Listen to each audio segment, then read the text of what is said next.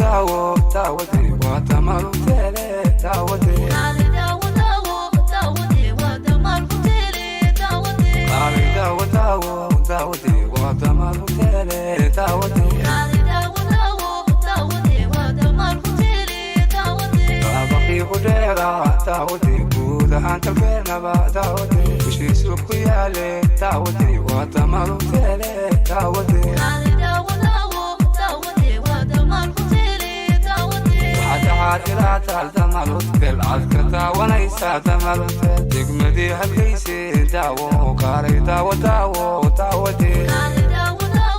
داودي ودمر تلي داودي سريتا ديكتي داو فراشكا تكي داو والله الكاتكسون لي سودي ودي فيك دارو داودي علي داو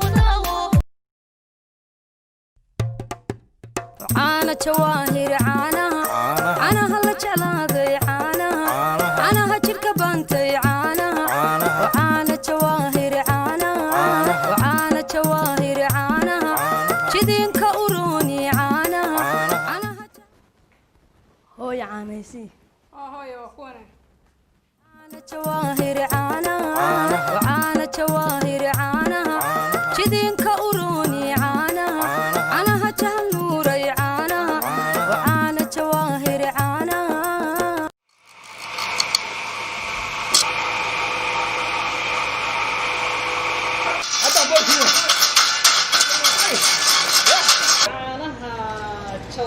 كبانتي عانا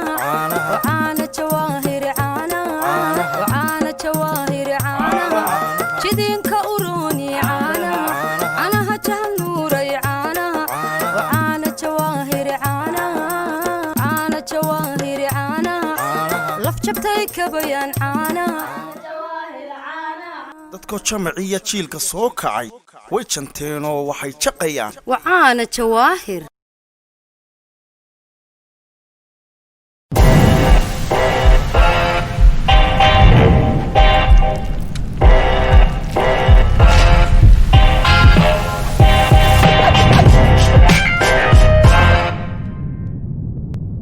وعنا wanaagsan dhammaan meesha naga daawanaysan halkan waa Hargeysa online waa barnaamij kooban aan maanta aan uga hadlayno dhaco ka dhacday wadanka Djibouti muwaadin reer Djibouti oo kamid ah ciidamada cirka ee Djibouti oo lagu magacaabo Yusuf Ali Fuad Ali Yusuf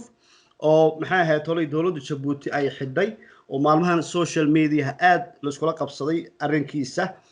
ayaan ka wareysanayaa عمر علي يوسف عمر كسر دو هرجيس أونلاين واحد نوجو ورنتا فؤاد يوم حاه تولي حالة ديسة حتى بالنجور اوكي فؤاد يوسف علي ويا يراها قمتي يعني قلنا عمر يوسف علي وولالك يغير ونسر قالوا لبالا وكل شيء مقالة جيبوتي وحو ما ركتي ان وحو كجرا اذا ماذا اركا دولة جيبوتي أيو كجرا أن وحو وضع هليكوبتركا يوحو وضع ديارة حمولكا وحو كل شي جيبوتي سدحي سيديتكي كلكو شنجيرها أيو أبايا غيريودي إلاو نحريسته واحدة سو غرغاري مجري سيغا نفتيسي كسو بعي وسو دالي ونفتيسي سو ساري وحو أن وحو نقضي أن آدمي بو نقضي وسكش وحو لو كوني تمنكي أيو أن محاذني أن عندما جيبوتي قلي كبيري وانقرت أيو كبيري كلكا وحو أيو كبيري أن وحو نقضي بايلوت هليكوبتركا isagoo ka soo bartay أن wadanka مغربka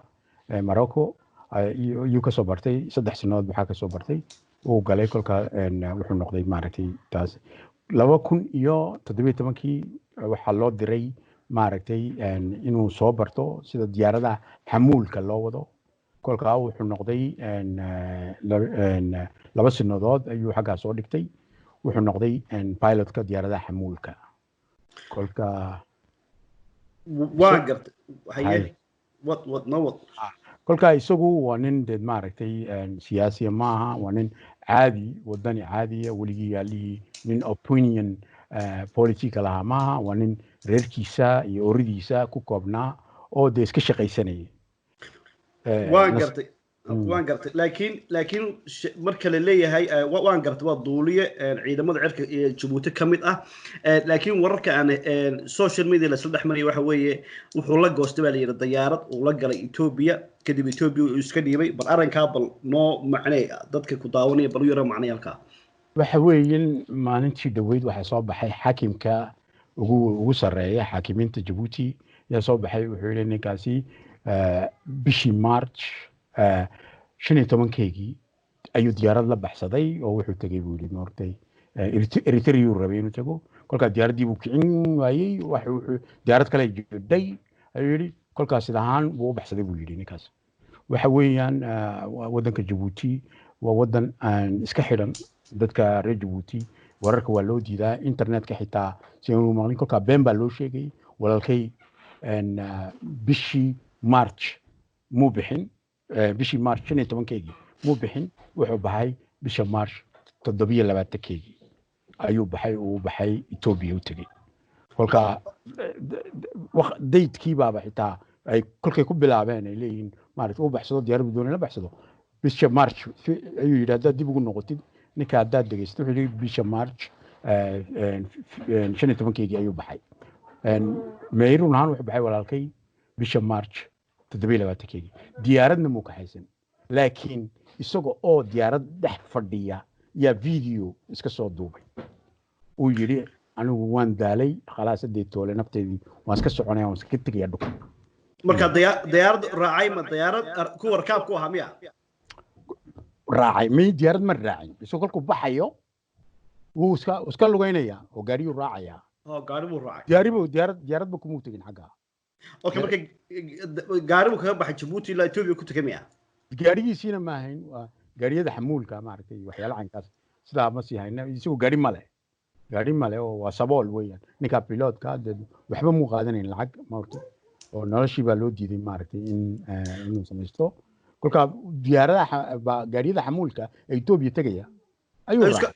iska raacay maxaa ku kalifay marka inuu iska carro baabuurta iska raaco wadanka kale iska galo maxaa ku kalifay waxa ku kalifay 10 sanadood uu walaalkay armiga ku jiro uu sargaal yahay waa la dhibay oo nafta lagaga qaaday waa loo hanjabay waa dalacad waa loo diiday inuu dalaco oo baloona ka sareeyo yeesho dadka kale la siinayay isaga waa la qadirayay kolay noqoto maaragtay maskaxdiisa loo diido inuu wax ku samaysto ama yoolese horumar waa nin dhalinyara wuxuu doonayaa inuu armiga dhexdiisa horumar wado wuxuu jecel yahay diyaaradaha sida loo wado armigana uu jecel yahay hadda inaad aragteen sawirada la soo dhigay social media waa dadka siduu u dulabisan yahay uu jeclaa army inuu noqdo sargaal militaar noqdo wuxuu jeclaa inuu diyaarada wadana wuu jeclaa kolka maxaa la sameeyay kukuslaan u soo noqday waa loo diiday inuu diyaarad wado 6 saacadood intaa uu 10 sanadood ka shaqeynayo armiga uu joogo 6 saacadood quraatay ayuu sameeyay diyaarad uu waday waa laga fadhiisiyay ta kale kolkuu maqribka joogay ama kolkuu joogay maaragtay Morocco kolkuu joogay iyo kolkuu joogay South Africa 200 iyo 150 saacadood buu kala yimid kolkuu wax soo baranayo uu soo wadaya diyaaradii kolkuu soo noqdo waxa la leeyahay adigu qabiilka baa tahay xaga waxa karisid sun baa tahay adigu dadkiina dad ina horumaraan ay tiin waxa jidada ay iska qabsanayaan baa jirta kolay qabiil haato kolay u diidayaan horumar haato kolka nin wahiib la yiraahdo oo haysta ciidamada cirka iyo sida u galay oo walaalkay nafta kaga qaaday aniga oo qabyaalad ku riday marka qabyaalad waa mid kolka kale wax lama rabo ragani ma rabaan qof wax bartay oo doonaya inuu hormaro waxay doonayaan kaasi waxay u arkayaan danger bay u arkayaan way ka cabsoonayaan waxay leeyihiin ninkani waa nin fiican oo inuu horumar doonaya kolka uu diidan yahay kolka uu iska reebaya ka aqoontiisa weeyaan kow ta kale qol ahaan buu ku daba yaryanay oo isaga ku caayay qol ahaan oo kula qolo sunaad ka dhalatay كورني سن باتي قفك سنك مارتي سن كلا ولا سيو ما بعنبا يا أما وحو كورني كلون يا تو بدي بس كده جرتاي بيكلو ما بعنيد بكورني بدأ كده بدأ كده waa gartay okay marka Djibouti uu ka carray xamuul gabaawr xamuul buu ayuu raacay Ethiopia uu galay marka dambigan weyn ay Djibouti dawladda Djibouti ninkan miskiinka shacbiga u riyanayso ay wadanka kale markuu ka galay uu ka daba galay maxay ta marka ay u keeneen inta balnaa macneeba waxa weeyin maaragtay wuxuu u baxay oo uga baxay wadanka kol video buu qabtay uu leeyahay isagoo sargaal ah ayuu iska qabtay diyaaradii isagoo dhex fadhiya ayuu yiri maaragtay anigu hadda toole qaatiyaan waan joogsaday waan iska soconaya moogtay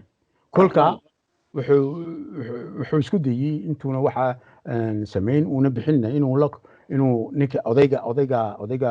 9 jir baan u malayn oday Sakriye la yiraahdo oo 9 jir ah inuu maaragtay maxay ahayd in la hadlo oo isku dayo inuu la hadlo uu ka yiraahdo problem kan baa haysta ninkan uu yidhibay waa saab uu yidhibay muxuu yahay marka odayga aan ka dhex galay odaygaas waxa weeyaan journal Sakriye baa la yiraahdaa waa odayga maaragtay maxay ahayd in waa odayga xakuma armiga Djibouti okay ciidamada Djibouti waa odayga haysta moogtay odaygaasi maxay ahayd inay uu isku dayay waraaqadu qortay 10 sanadood sida loo gunaadayay nafta lagaga qaaday waraaqadu qortay odayga 100 jeer buu qabtay uu soo jawaab waayay odaygaasi waxaana maaragtay dhacday inuu kani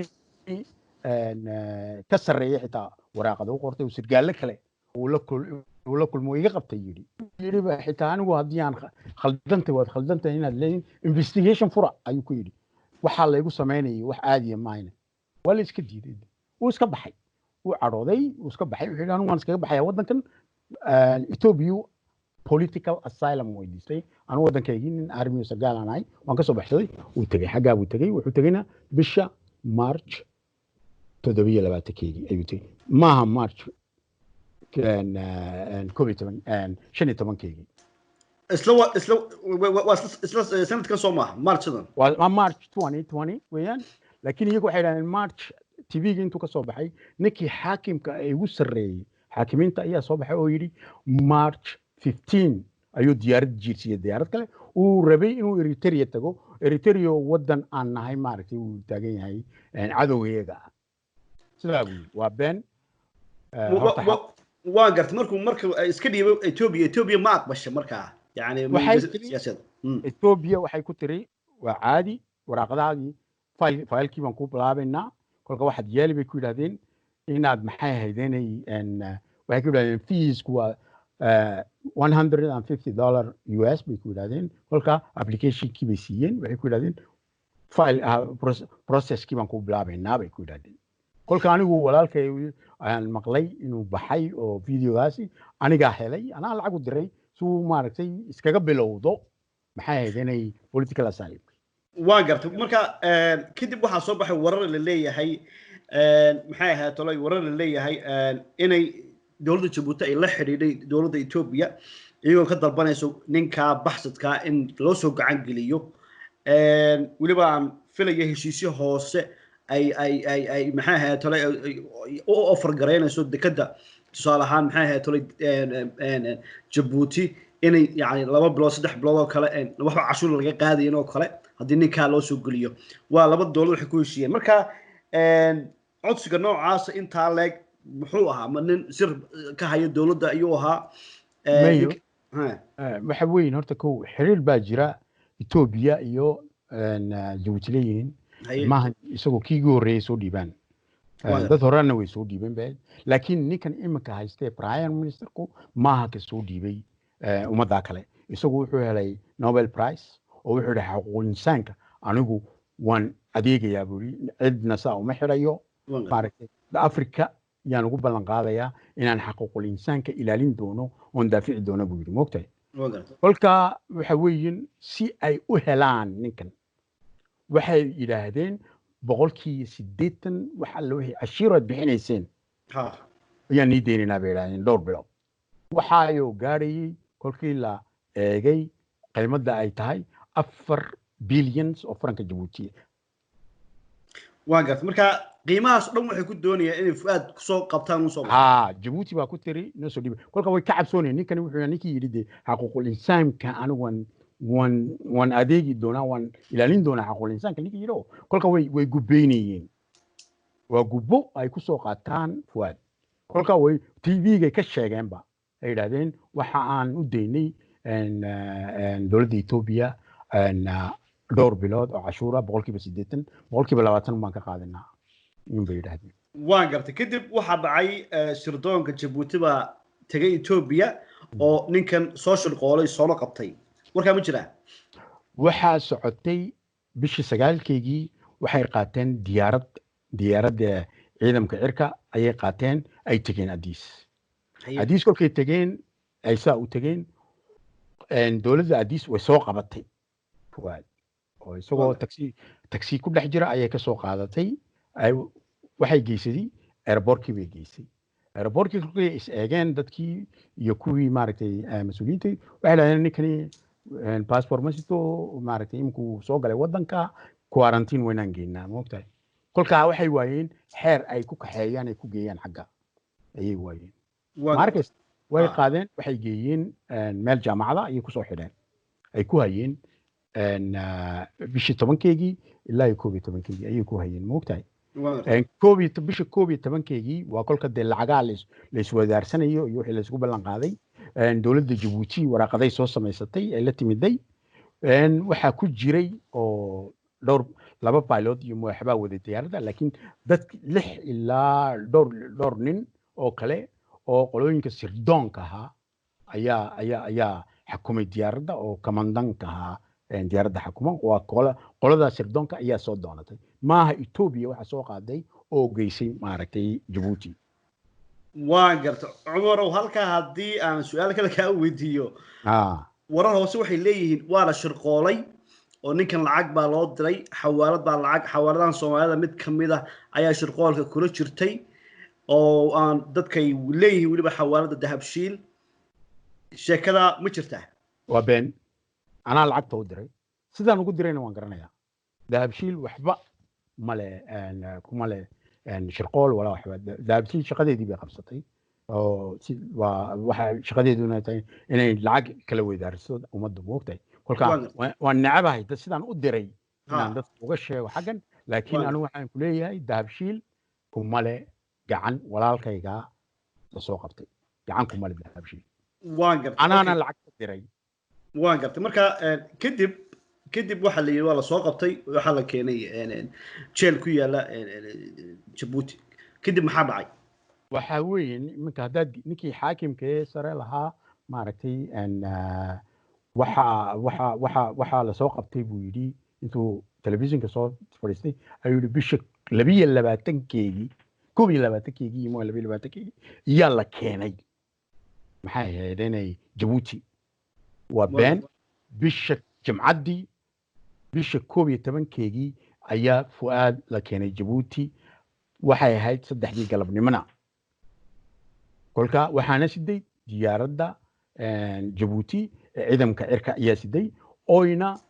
wateen ragga sirdoonka ee Jabuuti ay wateen kolka taasina been bay ku sheegeen bisha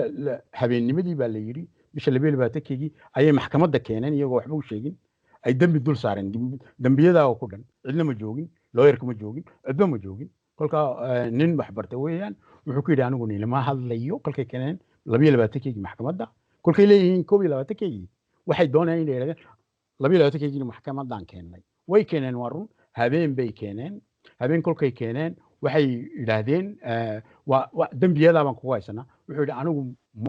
anigu ma hadlayo ilaa iyo lawyerkayga aan la hadlo maxay sheegeen marka dambigu waxay leeyihiin wuxuu la lahaa xidhiir waddan maxay ahayd inay cadowgayaga diyaarad buu qaaday uu jajabiyey uu dudumiyey wuxuu doonay in diyaarad la baxsado ya wuxuu ummaddu doonayaa inuu kiciyo wuxuu caayay sargaaladii ka sarreeyay ya wakaas dambiyadu waa intaa dambidii waxay yidhahdeen kolkaa ay xaqiiqeen waxay yidhahdeen ninkan waa treason wuxuu sameeyey waxa weeyaan for life argagixisho. ilaa weligii yaalli ayuu ku jiri doonaa xabsiga sidaa marka wax maxkamadda may soo taageen soo maaha habeen bay soo taageen iyo ku ay keenteen annagu ma ogin annagu intaasi bisha 11kayga la soo qaatay inaa la soo qaatayba manu garanayn aniga xaggan kula hadlaya walaalkiya waxaan u qabtay lawyer Ethiopia waan gartay lawyerkii Ethiopia dowladda Ethiopia way dhageysan weyday waxba way u sheegi weyday kolka walaa oridiisa walaa carruurtiisa walaa islaantiisa walaa ano walaalkiya oo daba orday xaggu doon cidna ma ogeyn xaggu joogo kolka ay maxkamadda Djibouti soo taagayaan bisha 22 habeenimo bay soo taagayaan habeenimo waliba cidna umay sheegin oo may oran ninkan baan qabanay dowladda caadiga kolkay shaqaynayso ay si caadi u shaqaynayso waxay ku oranayaan okay ninkan waan qabanay dambiile weeyaan dambigana waan ku haysanaa kolka cadaaladdan ka maraynaa bay ku oranay cidna umay sheegin waa bisha 22 waxay keeneen waan gartay maxay ku xukumeen marka maxay ku soo dambi waxay yidhahdeen may xakumin kolka waxay yidhahdeen maxay ahaydeen dambiyadaadu waa kuwaas bay yidhahdeen kolkaan buu yidhi isagu waa nin aqoonyahan adduunka soo arkay wuxuu yidhi anigu ma hadlayo buyi ilaa aan looyarkayga la hadlo waan arko marka habeenkaa wax looyar muusan joogin meesha ma joogin looyar isagoo dooday sooma isagoo u dooday lamana garanay xagguu joogo kolka bisha 11kayga kolkay soo qaataan ay keenayaan maaragtay Djibouti cidna uma sheegin qolada sirdoonka ayaa ku haysatay oo xagga ku xitaamisan ofiisyadooda ku haysatay cidna uma sheegin annagu dad baan diranay hello odayaal waaweyn baan diranay war inaan kaabaan laanahay Djibouti Ethiopiana waan ka weynay maxay ahaydeen Djibouti waan ka weynay walaalahay noo sheega waan baryeynay baryo ayaan ku jirnay inta ay ku na tusoon inaad haysiin inuu nool yahay iyo inuu dhintay dad hadduu dhintaan ku niri meedkiisa nasiya hadduu nool yahayna dee noo sheego waan haynaa waxaad ku haysatiinna noo sheega ayaan ku niri cidba weyna la hadli weyday marka wax jawaaba waa weydeen waan weynay ilaa imka ay TV ka soo baxayaan imka baan arkaynaa dowladdu imkayba TV gaabay nagala hadlay intii hore lama hadlin lawyerka iyagana maxay sheegeen markay hadleen walkay TV ga leeyihiin de waa dambiyada ay iska samaysteen iyo maxay ahaydeen maalmaha aanan jirin false-ka beenta ay iska samaysteen iyo dambiyada beenta iska samaysteen bayna duldhigeen ay duldhigeen yarka yar intaa dambiyo qabtaa waxaanad u qalmataa bay yidhahdeen xabsi daay waan gartay marka waan gartay marka Djibouti badanaa waxaa lagu yara eedeeyaa xagga xuquuqul insaanka dadka inay wixii ka soo horjeesta dowladda ama dowladda ra'yi kale maxay ahayd tolay keena in la xirayo ama saas loo eriyado kawra sheekada haddii ay cadaalad jirto oo meel cadaalad wadan cadaalad lagu dhaqmeeyo ay tahay walaalkay oo walaalkaa adigoo ma aragtay laguma ridin masqusha dhexdiisa laguma ridin kaniif dhexdiisa oo laguma haysteen lagama khabeeyeen dadkiisa haddii ay wadan cadaaliya tahay taasi waxay ku tusaysaa Djibouti cadaalad ma jirto cadaaladda waxaa iska haysta dadkan haysta meesha inba cadaaladda iyakaa bixiya iyakaa ku siin kara iyakana kaa qaadi kara cadaalad ma jirto Djibouti waan gartay masar muxuu ahaa Fuad wuxuu soo duubay video buu soo duubay isagoo xabsigii jooga aad dadkii u daawadeen xagga social media markaa ma videogaas kugu horeeyay inuu xabsigu ku jiro oo ku xaqiisatay mise warar kale aad heshay in la xiray horta May waxaa jirta bisha 3deedii May 3deedii baan u malaynaa 3deedii baad waxaa noo soo garaacay sargaalada haysta xabsiga waxay yiraahdeen inankiini baan haynaa inta uu keena wuxuu cunuu u baahan yahay ogsanow xabsiga haddaad ku jirtid Djibouti haddii ay ehelkaaga cunto ku keeni waayin gaajaad ku dhimanaysaa kolka bishii 11keygii ay soo qaateen ilaa iyo May 3deedii manu garanay xaguu joogo maalintaa baan garanay inay haystaan iyagu ta kale waxay nagaga dhigeen ay yidhahdeen okay cunto keenay nagu yidhahdeen waan geynaa cuntadii nama tusaan isagii cuntadii way naga qaadaan oo maxay ahayd inay daaqad yar baan ka siinaa daaqadaa bay ka qaataan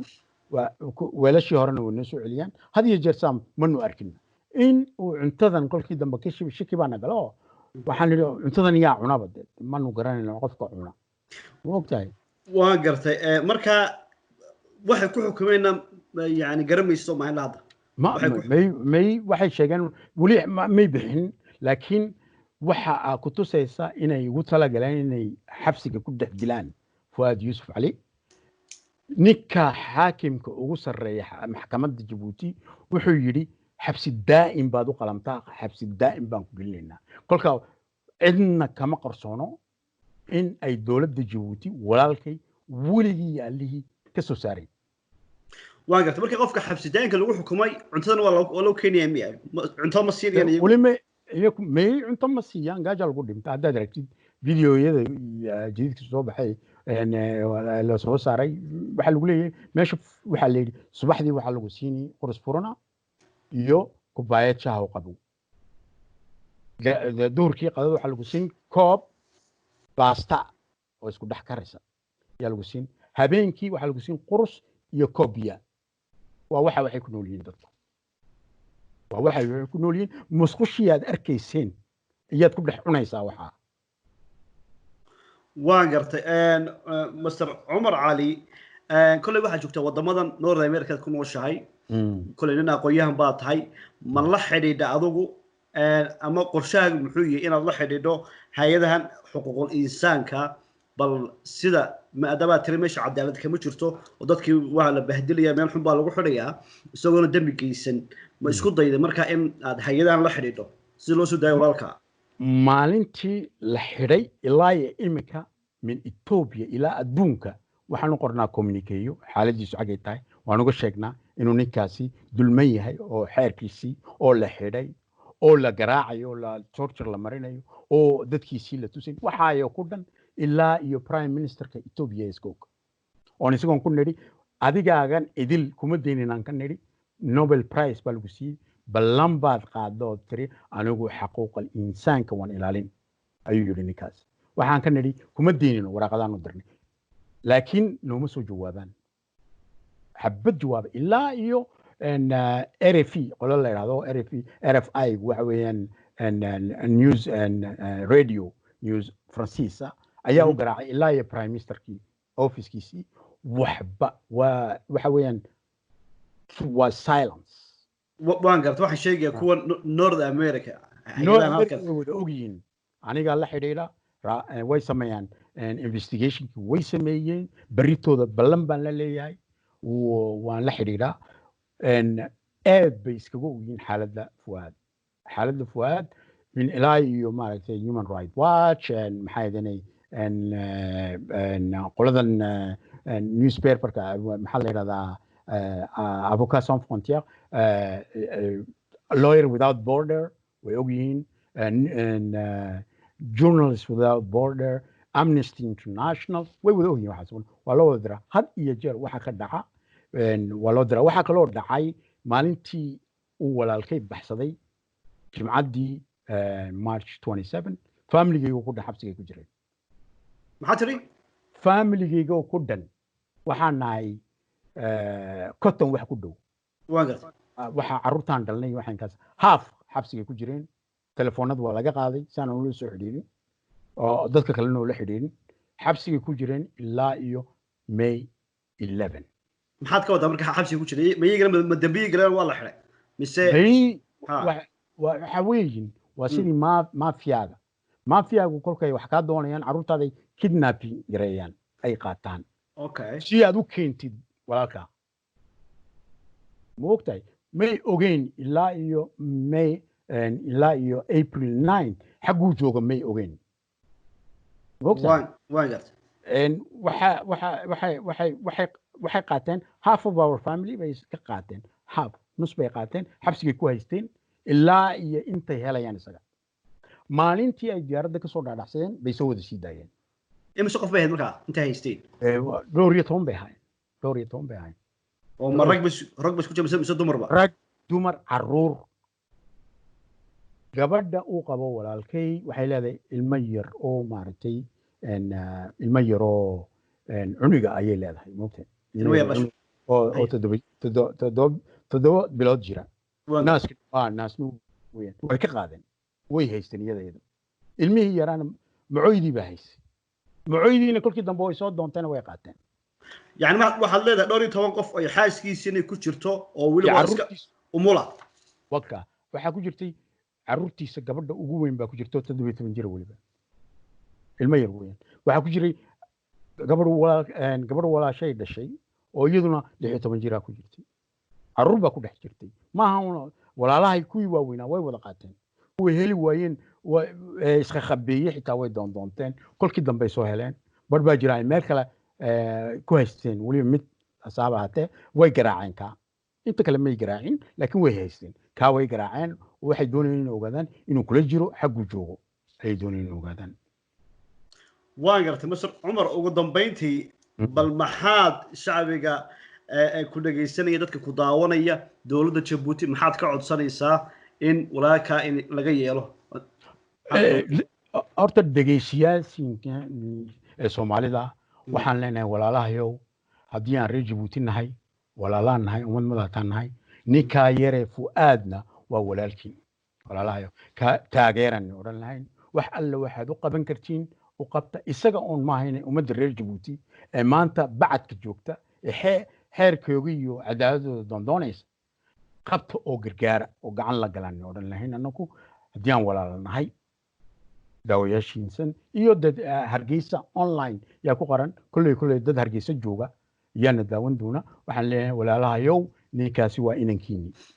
waa gartay intaa waa walaalihiin wax alle waxaad u qaban kartiin u qabta waa gartay waad baad maasantay kaasi wuxuu ahaa Umar Cali oo la walaal ah Fuad Cali Yusuf oo bayleedkii dawladda Djibouti ay xidhay ah aad baan ku salaamay aad baad maasantay Mr. Umar Cali waad mahadsantahay magacu waa Fuad Yusuf Cali Fuad Yusuf Cali sorry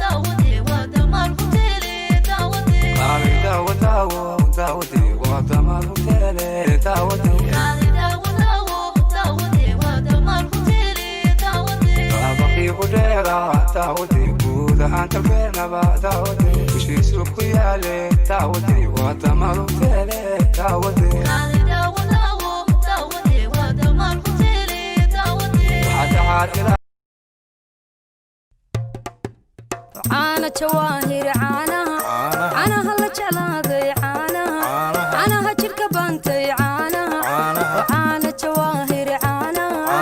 عانا جواهر جدين كأوروني عانا هو يا عانيسي هو يا اخوانا عانا جواهر عانا جواهر جدين كأوروني عانا هجر نوري عانا جواهر